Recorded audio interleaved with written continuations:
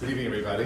Today is June 23rd, and it was about a couple hours ago that the President of the United States, Donald J. Trump, announced that the Iranian government and Israel are about to go into a ceasefire, and that they have like a 6-hour window where they're going to stop, continue whatever aggressions they have with one another. And then 6 hours from now, they are going to stop, which means sometime in the morning. And then there'll be a 24-hour window for no escalations, no aggression, and then God willing talks. Although Iran already on X denied that they agreed to any ceasefire, like about 20 minutes later. And in the interim, there's been drones being shot from Iran into Israel. Israel is continuing with their airstrikes all over Iran and intensifying it. Give me a minute. And in Iraq, there was an American base that was attacked. It's unclear if it was a drone attack or if there were militias that set it on fire, but something's burning there that's American. That's just happened in the last 2 hours. I'll take it in a second. I just want to say this. The world changes so quickly. It's unbelievable. But there's one thing I want to say, and I'll take questions. Ready? In 2020, Donald Trump lost the election because he needed to be the president now. There was no 20. If he would have won then, he would not be the president today. Had he won then, I don't think Iran and I don't think Hamas would have attacked on October 7th. I think that they would have been all quiet because there would have been a time of prosperity. And now we understand that these people, these extremists, are not interested in prosperity. They have a religious war they're waging. It has nothing to do with land issues. This is not about borders. This is not about philosophies. This is the fact that in the Shia Muslim religion, part of their dogma is that they can't achieve a world of perfection. They can't get all Hama until the last drop of Jewish blood is spilled. That's what they believe. So instead you have an Iranian regime that listens to an 86-year-old guy who wrote one book, which is a bestseller. They have a book on Islamic law about that Khomeini wrote on how to have relations with minors, and that's the one book that he wrote, and that's what he's famous for. He authored something, and these are the people this is the guy these people follow. Okay, stubborn, unrelenting, two-faced, liars. Say one thing. We all know they were for sure enriching uranium. You don't get the 60% enriched uranium unless you're trying to get to a military grade. You only need, by the way, 3% enrichment of uranium to get to a power grade level. The only reason why you got to 60 is because you're trying to create a bomb. Period. Anyone who thinks they were not trying to build a bomb is absolutely insane. Anyone who says that there's no evidence, you're just a biased person. So what I want to do is I want to have a conversation a little bit about anti-Semitism. This is an old presentation. I did not make this. It's not mine. You may have seen it before. I have my own take on it. It's called Why the Jews. It was put together by Eshet Torah and Arachim many years ago. Some of this is outdated. I would add some of my own stuff to it to make it newer. But I just think it's an important conversation for ourselves to have. Like, what is it? Why is anti-Semitism so rampant? Because even if this war comes to an end, the hostility against the Jews will keep raging on. Question? Comment? Yes, you may rise. I'm not rising, but I want to ask you, what do you think about it? I'm stranded here. I'm supposed to be as of last night, back to Yerushalayim. Yeah. I live here, I moved there, my family's there. Yeah. I'm worried for them, it's not easy. But I want the regime to fall. So with this, what do you think about the ceasefire? I'm worried about the ceasefire. I don't want the regime to fall. Yeah. I don't want a ceasefire. Sorry to say that. It's extreme. The only way the Iranian regime will fall is if the Iranian people find the courage to fight the current regime and make a regime change.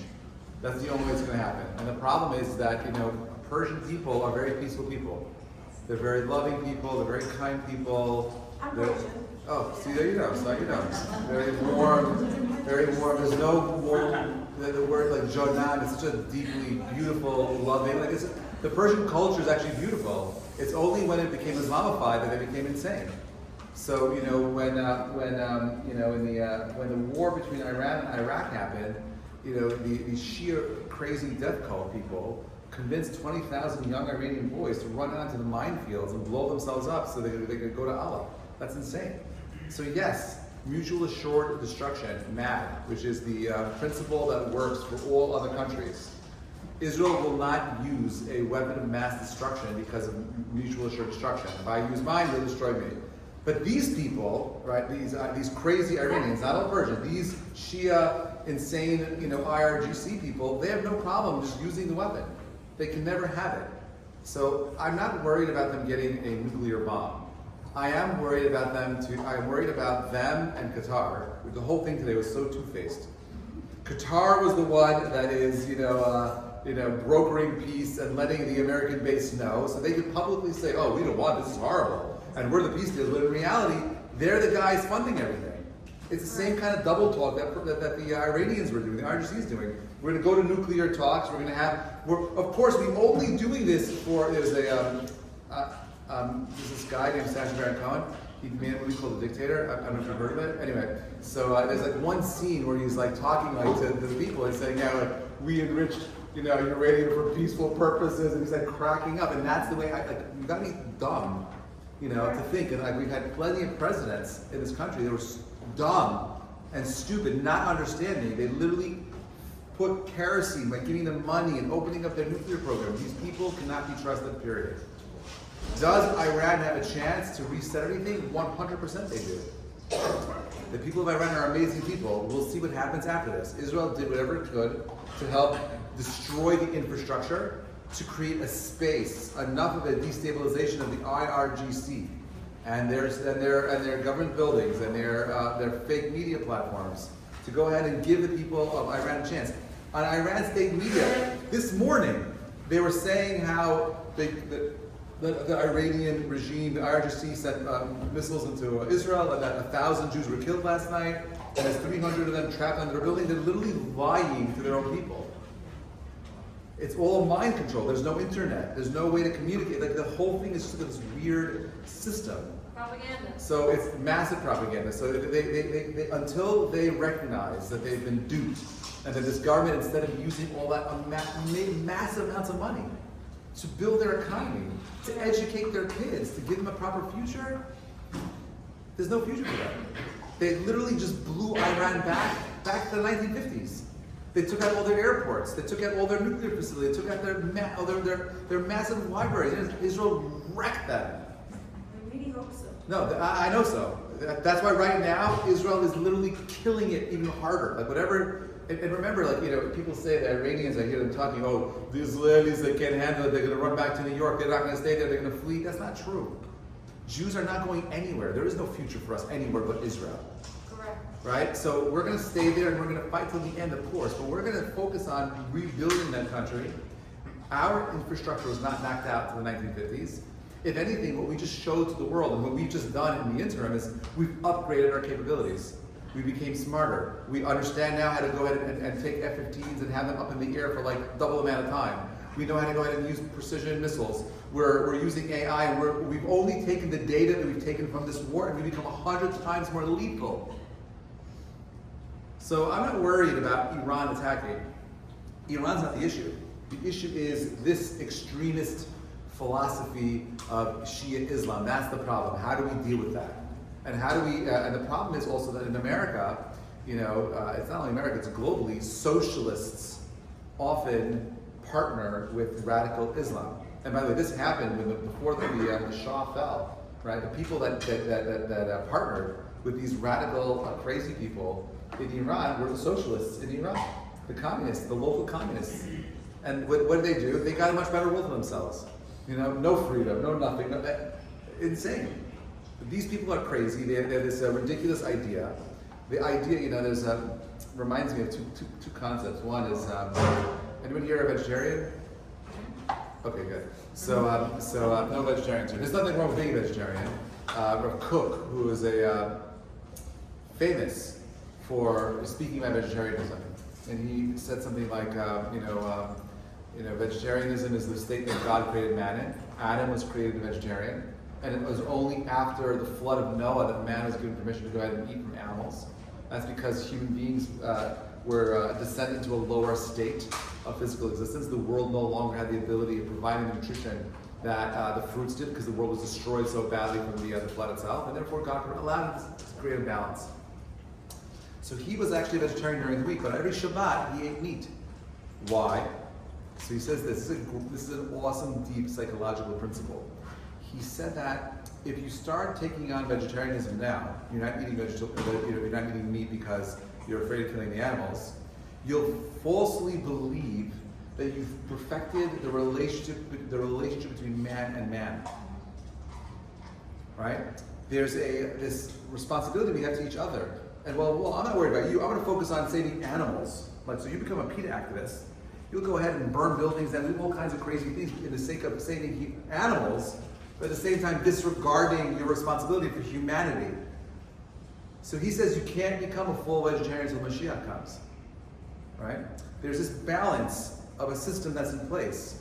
You want to be someone who is a socialist. Socialism won't work until Mashiach comes. It doesn't work. There is no better system than the system we have right now. It's supposed to be a system based on honesty, on dialogue, and opportunity. That's what the system has to provide. There is no perfect system. The system is designed to be imperfect because that is what human beings need to overcome their fragile lower state so they can elevate themselves into something else called a higher state. That higher state of consciousness is what we need as individuals to draw down Messianic era. That's how we want Mashiach, by elevating humanity, not by draining the last drop of blood of another nation, right? So what we're going to do tonight, and we're not going to have time to finish this tonight, is we're going to talk a little bit about why Jews have been persecuted for so long. Why are we, I think today in New York, I think 80+%, I know it's more than the 80s, of all hate crimes in New York go to Jewish people. That's insane. And the numbers are only rising, they're not getting better. And now we have we have a crazy guy running for election in this city, right? And it looks like I think he may have won the primary. It looks like he's winning the primary, which is crazy, but good at the same time, because if he wins the primary, it just exposes how absolutely ridiculous the Democrats are and the people that they're putting up to stand behind them. You know, maybe you'll see Democrats for the first time voting Republican in the real elections, but the fact that this guy even has a platform is insane. He hates Jews. He believes Israel should not exist. He's a pro-Hamas supporter. He was out there on October 8th chanting "to the river, to the sea." Right? Not a friend to Jews or to Americans. All right. This is a old song that was written by Tom Lehrer. I don't think I could play it from here, but actually I have it in the background of this. But basically, this is a classic song. Tom Lehrer was actually Jewish. He wrote this as part of a comedy skit, and he wrote the song, "All white folks hate the black folks, Protestants hate the Catholics, and the Hindus hate the Muslims, and everybody hates the Jews." Kind of reminds me a little bit of like "Throw the Jew Down the Well." Remember that with Sacha Baron Cohen? It was somewhere in Texas. I don't remember where he was, and he was singing the song, "Come on, everyone, join up." He was through, and everyone was singing it. You all remember that from your youth, right? So like, I always had an issue with Sacha Baron Cohen because on this one hand, obviously this is comedy, it's satire, right? But at the same time, it still fuels hate. It's like it's like a weird thing. But he exposed something unbelievable. How is it that in America, in the South, in Texas, you could go ahead and stand up there and sing a song about killing Jews and throwing them down in the well so your country can be free, and everyone literally clap along and sing along? How does that happen? What was that, 20 or 15 years ago? It wasn't so long ago. 10 years ago? When did he do that? Early 2000s, right? Early 2000s, maybe 2010, 11, whatever it was. Okay, 12, 13 years ago. Was anti-Semitism worse then than it is now?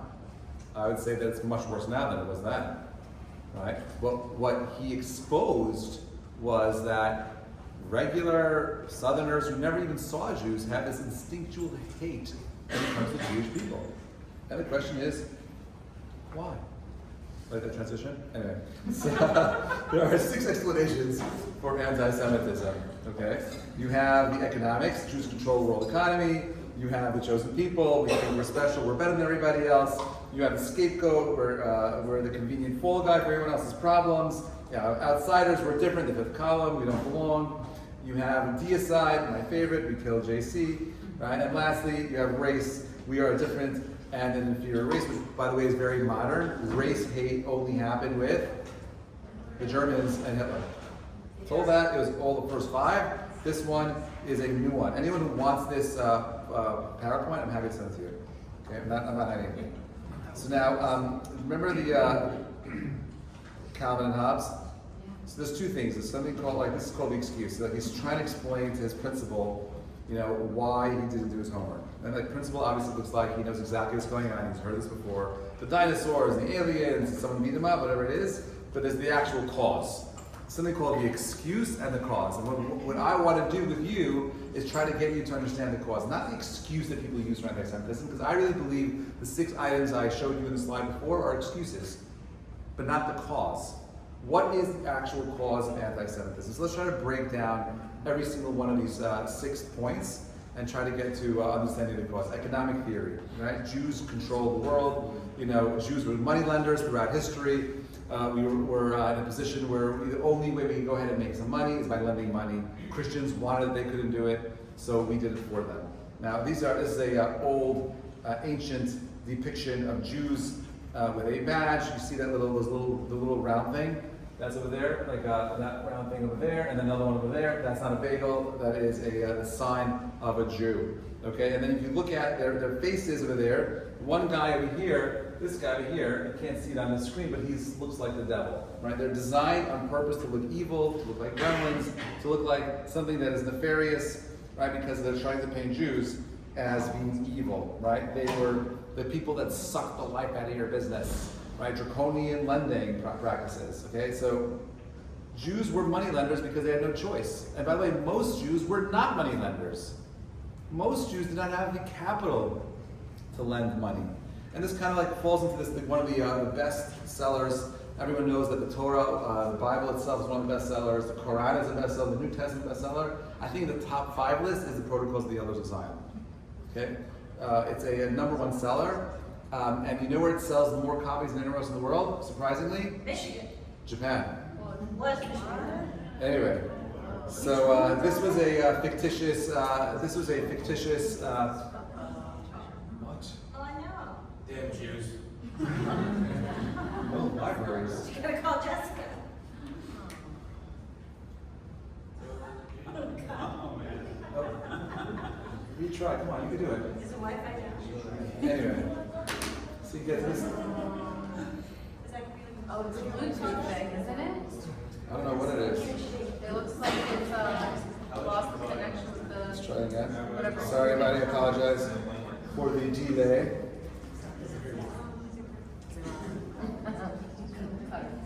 Technology. Sorry. Anyway, so as I'm trying to reload this again, I can't do this without the slides. The slides make it so much more entertaining. Does anyone have a good understanding of how the screen mirroring works on a Apple devices? Nobody? Anybody? Is your Wi-Fi still on? Yeah, the Wi-Fi is still on. Are you trying? Pause this for a second. Actually, let's just stop it. It's not going to pause. We're back. All right. So anyway, so you have the Protocols of the Elders of Zion was written by the Tsar of Russia as part of his propaganda to go ahead and try to get the people to not focus on all the things of the kingdom, all the things that were wrong with the kingdom, but really to focus on the Jews as part of their plot to go ahead and destroy their country. You even have something called the Voyage of the Damned. SS St. Louis in the port of Havana. Germany, Hitler put 1,000 Jews on a boat and said, you know what, we have this problem with the Jews, maybe you want them, maybe you'll take them, and no country would take them. They were at sea for, 18 or 19 months. No country would take the Jews.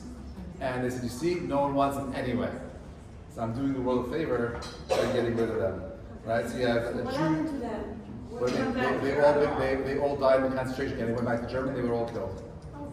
That's what happened to them. Okay, Jewish poverty. The Jews are poor, right? The water carriers. It's like the lowest possible job you could have back then. Most people did not have plumbing. You had a guy who literally would go down and carry buckets of water, right? That was his job. Jews were poor. Most of history for the last 2,000 years. They're not in a position of strength. certainly not economic strength. It's hard to understand it because today, thank God, we live in a time where we are very, very affluent relative to the rest of Jewish history. But for the most part, Jews were poor, right? You have the liquidation of the Warsaw Ghetto, right? Them coming in and literally killing Jews because they were spreading disease. You have the Jewish communities and Japanese officials outside naval office headquarters in Tokyo. Untold story. This is the Japanese and the Jews during World War II. Also, a fascinating part of Jewish history over there of Jews being killed for. There's no anti-Semitism there, right? The chosen people. Okay, we say that we're chosen, but the truth is that Jews were trying to blend in even in Berlin, and they even the reformers changed their siddur. They took out the word, anytime the word said Israel, the word Israel was erased from the Reform Siddur. They said Berlin is our Jerusalem, right? But if you look at this concept of chosen people, there are other places in the world that also call themselves chosen. Like, for example, that little dot for Japan, right? Japan, the land of the rising sun. That means that everything is circled or centered around Japanese. The China, right? The characters in that little Chinese box over there, right? That China believes they're the center of the universe. Right? So other places on the planet, you have different people talk about how they are also chosen. Islam and Christianity believes that there's something chosen, that God no longer chose the Jews, he disregarded them, and now the Muslim people have been chosen. Now the Christian people have been chosen. Right? You see this in their text over here. Look at the one for Islam, right? How in the world could God continue to choose you, the Jews, over your violation of an agreement? Somebody else is given a chance now. Now God has chosen us. That was Farrakhan. Or you have the Christians. God found fault with people and said, I will make a new covenant with the house of Israel by calling this covenant new. He has made the first one obsolete. And what is obsolete? And aging will soon disappear. What? Here we are. That was like 2,000 years ago. And so like everyone, other places have this thing called chosen, but yet there's no one hates them for calling themselves chosen. Why is it that we think that, it's because we're chosen, that that's where the hate comes from? That's not where it comes from. Scapegoat theory. Everyone know where the word scapegoat comes from? Azazel. Azazel. What was the Azazel? Throw him off the cliff. You threw out a goat on Yom Kippur off the cliff to redeem the sins of the Jewish people. That's where the word scapegoat comes from, right? Usually this goat, everything was landed on this goat. It was a scapegoat. That's how we escaped being punished by God, right? You see that over there? It says on the top of there, this nice little picture of Hitler. In front of that over there on top, that means like we're the ones burdened with having Jews. This isn't a massive gathering. This isn't every single place. Wherever he had his his gatherings, he had that little Dauden under Unglock, right? It's our unfortunate luck that we have to deal with the Jews. We're burdened with the Jews, right? Well, why is he saying that? What was the burden? Okay, now if he said that, the cyclists are our misfortune, right, or our burden, would that lead to hating people that drive bicycles? Like, just that one slogan can't be where the hate came from. Must be the hate was always there. Hitler could not have accomplished what he accomplished unless there was something in the fabric of Europe where people already leaned into these tropes, right? Okay, deicide comes from two words, like God, side, like kill, like suicide, or whatever it is. Okay, who killed Jesus, right? Fascinating conversation, which I don't really want to have. But the way I think of it is like this: if you believe that Jesus was a God, right? How did a Jew kill him? If a God is like Superman and he can do anything, how do you kill Superman without kryptonite? Right? It doesn't make any sense. The whole concept that a group of people could kill something that is divine is absolutely insane. Like, where does that come from? I don't understand that at all. How does a human being kill an infinite being? Does that make any sense? It always bothered me. Okay, but you have, and then the soldiers, when they had crucified Jesus, took his garments and made it 4 parts. The soldiers led him away, and they held him to crucify him, and they crucified him. The superstition of his accusation is written over the king of the Jews, right? This is all, the Jews did it, they're responsible. So they hated the Jews because they went ahead and they literally killed Jesus, right? They sucked out his blood. Now what's fascinating is that, the idea of deicide, right, as far as an argument for hating Jews, only happened in the 11th century. with the Crusades, which is fascinating because you think that would be the reason why early Christians hated Jews. But the truth is that early Christians were mostly Jews that were off the path of their own Judaism, right? They were struggling with their own. And this is the hardest thing for us to really understand. And I've said this before, and it's worth repeating. Judaism is not designed for someone who's weak. It's not designed for someone who isn't willing to put in the effort, not designed for someone who isn't disciplined. Judaism is designed for someone who lives a life of greatness and excellence. It's supposed to push you to become something more. It's supposed to help you evolve. It's supposed to help you grow. It's consistent, it's daily, it's a lot. And certainly, in our world where we have it relatively easily, like you don't have to deal with physical burdens. How many of you are carrying massive, blocks of wood? And how many of you are out in the field all day farming? You have nice cush jobs, you're in the air conditioning, you're sitting down all day, right? You don't have the burden of the ancient world. You live all the amazing accoutrements of modern society, right? You have time to think. So in their world, I could hear the excuse. It's too hard, they weren't educated, they couldn't think about it, it was too difficult, whatever it is, right? And therefore Judaism was lost to them. But in our generation, where we have all this technology, all this ability to sit and learn, classes online, ChatGPT as a chavruta to bounce off ideas, all the websites that have all this amazing access to information, the books that were closed and people cannot read. There are thousands of books. The Maimonides, how many people here have gone through all the works of Maimonides? It's all in English today.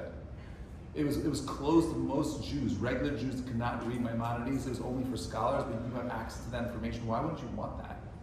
Sefer HaMitzvot. There's so much there today for you to consume as far as something that will enhance you as a human being, give you a deeper understanding of your Judaism, how to live a life of excellence and greatness. It's there, but most people unfortunately don't take it because they are too distracted. More pictures. This over here, they're claiming that we were, everyone knows that this is the Jews, drink the blood of Christians over here. That we use it for our favorite, Passover dish, matzah. Everyone knows that drinking blood is not kosher. This picture over here, by the way, this picture was on, I forgot the name of the bridge. This was an image on a bridge in Europe. So people would see it every single day when they go to work. And this is a picture of Jews, the little circles over there. Can you see it? What do those circles represent? That represents Jew. It That was a symbol of a Jew. They didn't have a star yet. The Star of David, as far as a symbol, happened much later. So this is already like, what's that? A cross it's in opposition to a cross. Okay. So, it's a circle because there is no X. Okay, that's Also, right. they had to be marked in the Middle Ages. It was their their scarlet letter, so to speak. You can still Right? see signs There's that say zeros. Europe. What's that? If you go to Europe, you can still see. No, it's gone. It was destroyed actually. It was taken down. But this was common folk. Like actually, anyone here been to Prague? Yes. Yeah. So what's the name of that famous bridge that goes into the palace? Anyway, it doesn't matter. That bridge still has statues with this You can, crazy find amount of anti-Semitic stuff on it today. That's still there today. Random spot. Yeah, it's right. It's just like, you're just walking on a nice bridge, and then you see like, oh, this is like Jews killing Jesus again over there. It's all over the place, right? So this is Jews drinking, the milk of a what's it called of a pig, riding a pig. On the right side over here, by the way, I'm not sure if you noticed what's over here, but this guy over here is eating the poopy of a pig, right? Like that's what Jews are. Like that's how far it is. Can you see it? Anyway.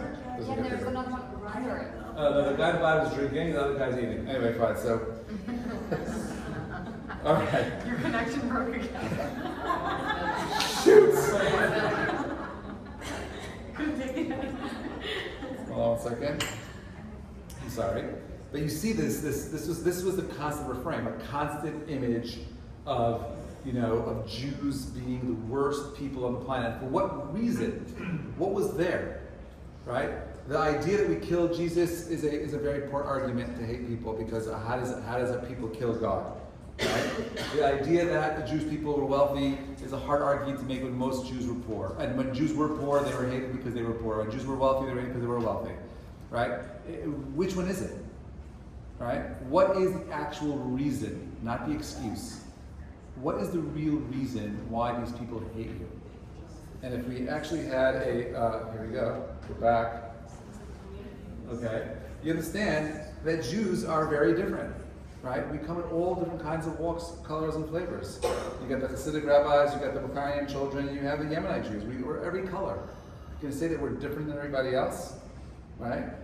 Right? To the Jew as individuals, everything. To the Jews as people, nothing, right? That is how the French dealt with this. When Napoleon kind of emancipated the Jews, they said that, as an individual, you could go ahead and become part of our society as individuals, but not as a people.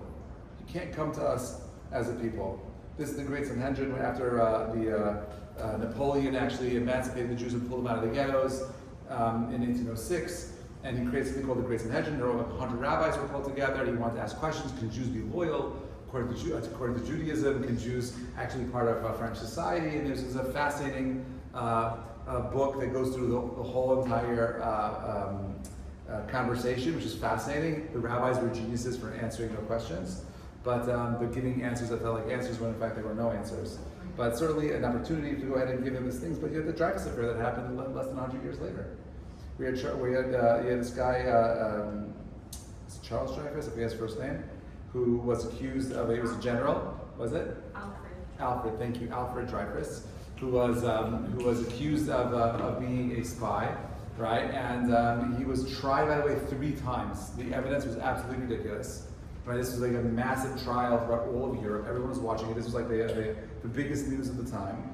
And he was a traitor, and he was a horrible human being. And the case that was brought against him was absolutely ridiculous, made no sense. And there was some guy in the background who was watching all this. His name was Theodore Herzl. And he saw it doesn't make any sense. Like, how does this happen? Like, how does this guy go ahead and control? The whole case is a sham. It makes no sense. There's no real legal basis for any of this. They keep trying it over and over again with these baseless, claims. Why is this guy on trial? And we know he was vindicated in the end. He was framed.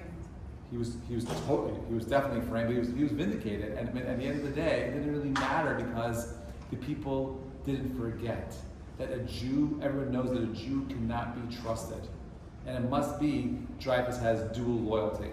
You have people like that recently, like someone like Tucker Carlson, who accused Ben Shapiro of having dual loyalties. Why would he accuse him of that?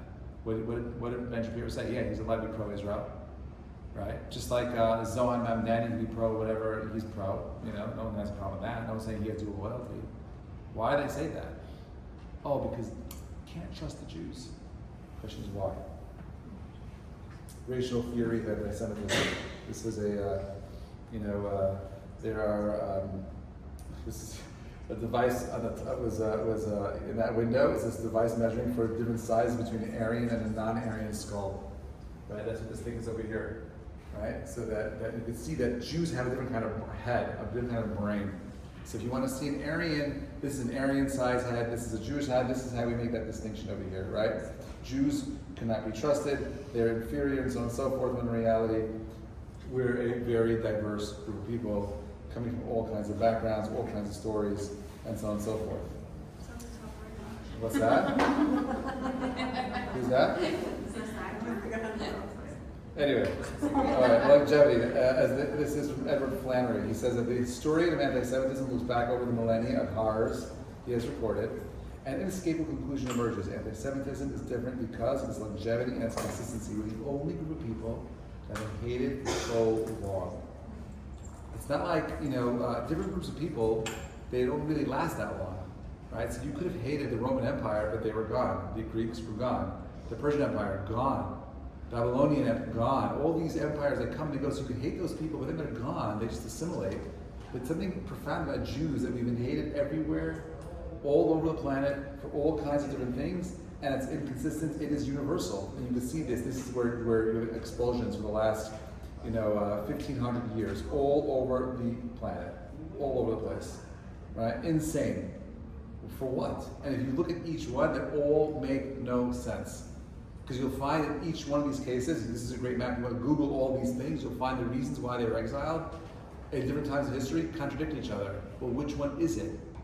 Is it that they're liars? Is it that they have inferior genes? Is it that they're too wealthy? Are they too poor? Are they killed Jesus? They claim they're chosen, you think you're better, but you're not better? What is it?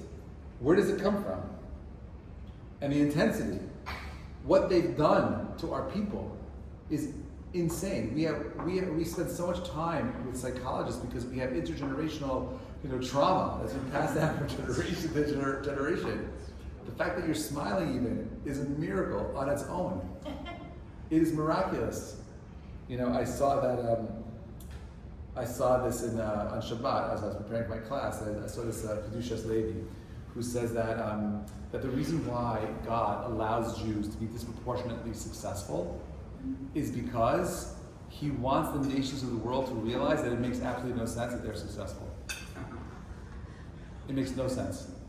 And the conclusion they need to come to that this is an act of God, and the only reason why Israel, a country of 10 million or 9 million people, can fight a country with 90 million people and wreck them. That makes no sense.